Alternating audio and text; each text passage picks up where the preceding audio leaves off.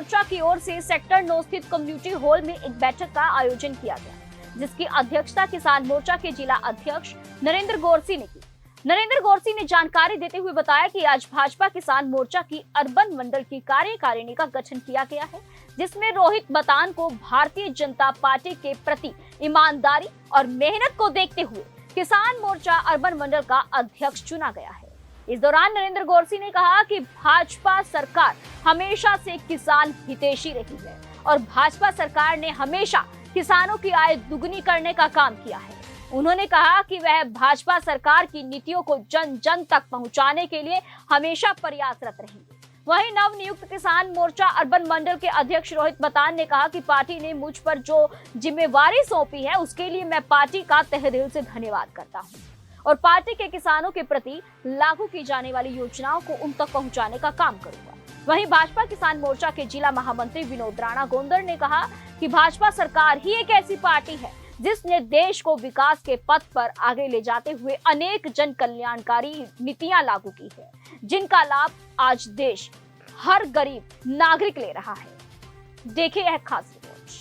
करनाल के सेक्टर 9 में हम मौजूद हैं, जहां पर कम्युनिटी हॉल में भाजपा किसान मोर्चा के द्वारा एक बैठक का आयोजन किया गया, जिसकी अध्यक्षता किसान मोर्चा के जिलाध्यक्ष नरेंद्र गोरसी ने की और अर्बन का जो किसान मोर्चा का अध्यक्ष रोहित बतान को चुना गया। पहले हम बात करेंगे जिलाध्यक्ष नरेंद्र जी से।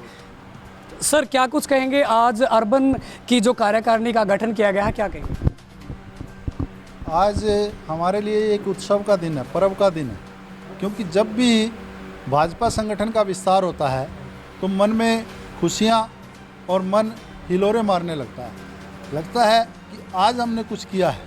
और ये आप देख रहे हैं कि शहरी क्षेत्र में किसानों का जुड़ाव, आज जिन जिन भाइयों की जिम्मेदारी मिली है ये वो एक नायब हीरा है। जिस तरह से एक माला होती है और माला में विभिन्न विभिन्न रंग के फूल गूंथकर जब उसका सुंदर का रूप माला हो जाता है, आज अर्बन मंडल की रोहित बतान के नेतृत्व में एक सुंदर माला का निर्माण हो गया और उसमें इतने मोतियां हैं जिन मैं आपको बता नहीं सकता। 2 महामंत्री हैं मंडल के, 4 उपाध्यक्ष हैं और 4 सचिव हैं, एक कोषाध्यक्ष है, एक मीडिया प्रभारी है और सोशल मीडिया का प्रभारी है, सह प्रभारी है और 11 व्यक्ति कार्यकारिणी में लिए गए हैं। इस प्रकार से कुल मिलाकर ये 31 के लगभग एक टीम तैयार हो गई और इसके लिए इस पूरी टीम को बधाई के पात्र हैं। और ख़ास तौर से इस मंडल के हमारे बड़े भाई सुनील गुप्ता जी, उनको भी इतने नायब हीरे मिल गए, क्योंकि एक भारतीय जनता पार्टी का एक ये परिवार जो है ये इतना बड़ा परिवार होता है। हमारे यहाँ पर एक भाजपा रूपी वट वृक्ष है, उस वट वृक्ष की 6 शाखाएँ हैं आगे।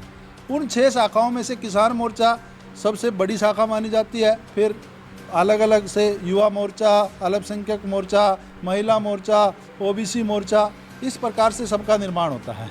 और उस निर्माण में वो हम मंडल स्तर तक, बूथ स्तर तक और बूथ स्तर के बाद में हम पन्ना प्रमुख तक लेकर जाते हैं।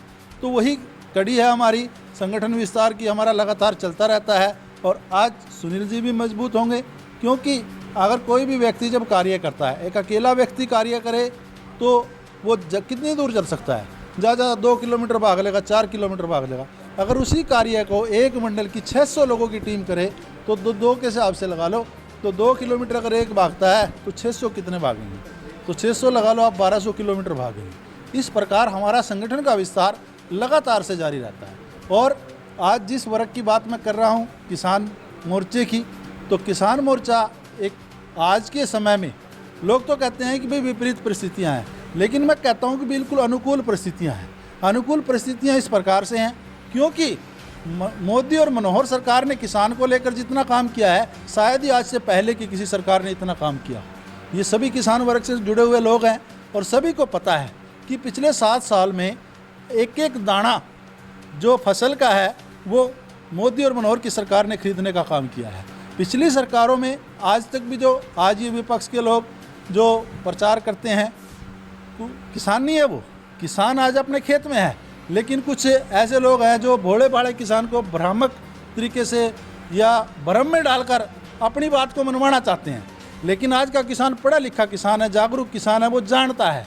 आज तक गन्ने की पेमेंट नहीं हुई इनके टाइम की, और ये पहली सरकार ऐसी है, ना तो किसी गन्ने की पेमेंट बकाया है और ना ही गेहूं की पेमेंट बकाया है, ना जीरी की। और हरियाणा एक ऐसा प्रदेश है जिसमें हम 11 फसल MSP पर खरीदने का काम कर रहे हैं। अगर कुछ लोग ये कहते हैं ये पंजाब वाले आ जाके जो एक परियोजित कार्यक्रम अमरिंदर सिंह जी ने, जो वहाँ के मुख्यमंत्री हैं पंजाब के, उन्होंने सारी जत्थेबंदी थी उसको हरियाणा में धकेल दिया, बिना मतलब एक सोच बूझ के काम किया हुआ और हरियाणा के मत्थे मरना।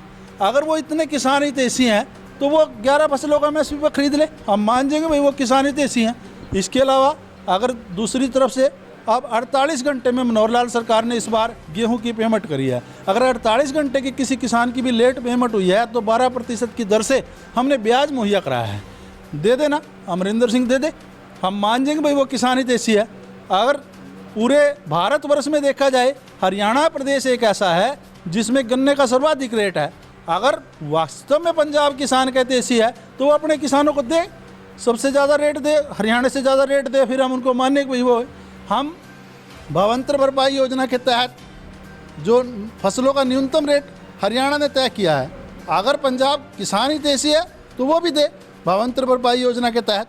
हम जैसे अगर कोई पानी वाली जो फसल है, जैसे जीरी की फसल है, अगर कोई किसान जीरी की फसल को छोड़ता है तो पर एकड़ हम 7,000 रुपये उसके खाते में नकद देते हैं।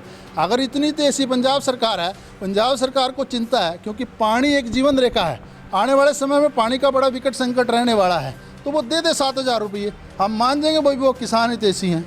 दूसरा, अगर कोई जीरो ड्रिल से अगर जीरी की बुआई करता है उसमें पानी की लागत कम आती है, तो हरियाणा सरकार एक ऐसी सरकार है वो 5,000 रुपये पर एकड़ किसान को देने का काम कर रही है। दे दे, पंजाब भी दे दे, हम मान जाएंगे भाई। जो ये लोग आज भ्रम में डालकर हरियाणा पर ये ज़बरदस्ती इन्होंने 9 महीने का आज त्राही मची है इनके कारण से हरियाणा में जो व्यापारी वर्ग है वो परेशान है, और जो एक किसान वर्ग है जो फल सब्जी दूध आदि की पैदावार करता है उसको दिल्ली जाने में दिक्कत आ रही है इन लोगों की वजह से।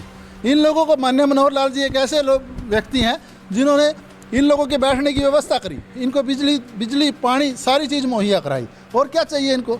लेकिन अगर उत्पाद मचाएंगे, कानून किसी के बाप की पपोती नहीं है कि भाई कोई कानून को अपने हाथ में लेकर और जनता को में त्राही मचाएगा, ऐसा नहीं होने दिया जाएगा, हरियाणा में नहीं होने दिया जाएगा। माननीय मनोहर लाल जी ने जितना किसान के लिए किया है वो बहुत अच्छा है, और किसान को पता है कि भाई अगर कोई वास्तव में किसान का बेटा है और किसान के लिए काम कर रहा है वो मनोहर लाल कर रहा है। हमारे प्रदेश के जो संगठन चला रहे हैं माननीय श्री ओम प्रकाश धनखड़ जी प्रदेश अध्यक्ष जी, वो किसान परिवार से जुड़े हुए हैं, उनको पता है किसान की नब्ज पता है उन्हें भाई किसान का भला किस प्रकार से करना है। जब हम विपक्ष में थे हम किसान की आवाज़ उठाते थे, आज उसी आवाज़ को हम पूरा करने का काम कर रहे हैं। वो सिर्फ एक पहले ऐसे हमारे प्रदेश अध्यक्ष जी हैं, जब ये कृषि मंत्री थे तो 2014 में जब हमारी सरकार आई थी तो एक हुड्डा कमेटी की रिपोर्ट थी, जो ये आज कृषि कानून लागू हुए ना, ये इसका अध्यक्ष इस कमेटी का जो स्वामीनाथन का आयोग से अलग से कमेटी कांग्रेस ने नियुक्त करी थी, भूपेंद्र सिंह हुड्डा थे। लेकिन वो रिपोर्ट के आने के बाद भी कानून क्यों नहीं लागू कर सके? क्योंकि ये लोग सिर्फ एक सत्ता के लोभी हैं, सत्ता के लालची हैं। इनको कानून से या किसान के हित से लेना देना नहीं है, ना ये किसान का भला चाहते हैं। ये चाहते हैं, 70 सालों से इन्होंने किसान को नोच कर खाया है। अगर किसान का वास्तविक रूप में कहते हैं ना भाई किसान खुदकुशी कर रहा है, इसके लिए विपक्ष पूरी तरह से जिम्मेदार है। आज विदेशी ताकतों के हाथों ये खिलवाड़ कर रहे हैं हरियाणा के साथ, तो ऐसा हरगिज नहीं होना दिया जाएगा। किसान मोर्चा प्रत्येक घर पहुंचेगा, प्रत्येक किसान के घर में जाकर अपनी जो बात है वो रखेगा, और जो ये भ्रामक झूठ इन्होंने फैलाया हुआ है इस झूठ को दूर करने का प्रयास किसान मोर्चा करेगा, और ये मेरे सभी साथी करेंगे। इसी प्रकार से 17 मंडलों की टीम हमने 2-4 मंडल रहते हैं वो पूरे करनाल में गठित कर दिया है, और आगामी कार्यक्रम हमारे प्रवास के होंगे। हम प्रवास पर जाकर रात्रि भी प्रवास हम उसी गांव में करेंगे और किसानों को समझाने का काम करेंगे। धन्यवाद। जय हिंद, जय भारत। ये थे हमारे साथ नरेंद्र घोरसी जी, और अर्बन के किसान मोर्चा के जो अध्यक्ष नियुक्त किया है रोहित बतान हमारे साथ मौजूद है। सर, क्या कुछ कहेंगे? आज आपको अर्बन का अध्यक्ष नियुक्त किया गया, क्या कहेंगे? सबसे पहले तो समाचार एक्सप्रेस का धन्यवाद करना चाहूँगा जो आप यहाँ पे आए और हमको कवरेज दे रहे हो। धन्यवाद घोरसी जी का, हमारे अध्यक्ष जी का, और महामंत्री विनोद राणा, विनय संधू जी का, जिन्होंने इतना मेरे को काबिल समझा और ये पद मेरे को मंडल अध्यक्ष का दिया है जो किसान मोर्चे का है। इसको मैं अपनी पूरी जी जान से, पूरी मेहनत से इसके काम करूँगा इसके ऊपर। आज का दिन इसलिए हमारे लिए बहुत सौभाग्य का है कि हमने एक पूरी अपनी जो मंडल की कार्यकारिणी घोषित करी है, जो हमारे नीचे महामंत्री जैसे हमारी टीम होती है। जैसे कि अभी अध्यक्ष जी ने बताया कि एक आदमी के साथ सब कुछ पाया नहीं जा सकता, तो एक टीम वर्क होता है जिसके अंदर हम ज़्यादा अचीव कर सकते हैं। इसके अंदर कि आज हमने अपने महामंत्री, उपाध्यक्ष, सचिव, कोषाध्यक्ष, IT और हमारे सोशल मीडिया से रिलेटेड जो है हम सारा चयन किया गया है। और मैं इन सभी अब आग्रह करूँगा सबके आगे कि सब मिलजुल के एक साथ काम करेंगे और बीजेपी सरकार की एक एक योजना को एक एक किसान के घर पर हम इनको पहुँचाएँगे। किसान मोर्चा के जिला महामंत्री हमारे साथ मौजूद हैं। सर, क्या कुछ कहेंगे? आज एक बैठक का आयोजन किया गया और उसमें अर्बन की कार्यकारिणी का गठन किया गया, क्या कहेंगे? देखिए, रोहित बतान जी हमारे बहुत पुराने कार्यकर्ता हैं, पार्टी संगठन के प्रति पूरी ईमानदारी से, निष्ठा से ये काम करते हैं। उसी को देखते हुए इनको ये जिम्मेदारी आज दी गई है। इनके नेतृत्व में आज पूरी टीम इनको दे दी गई है बना करके, और ये अब सक्रिय हो जाएंगे नीचे ग्राउंड तक जाने में और हर किसान के घर घर तक जा कर के ये पार्टी प्रदेश की और केंद्र के नेतृत्व की जो भी किसान हितैषी जो भी योजनाएँ हैं उनको भेजने का काम करेंगे। और पूरी टीम को मैं बहुत बहुत शुभकामनाएं देता हूँ और इनके उज्ज्वल भविष्य की कामना करता हूँ जी।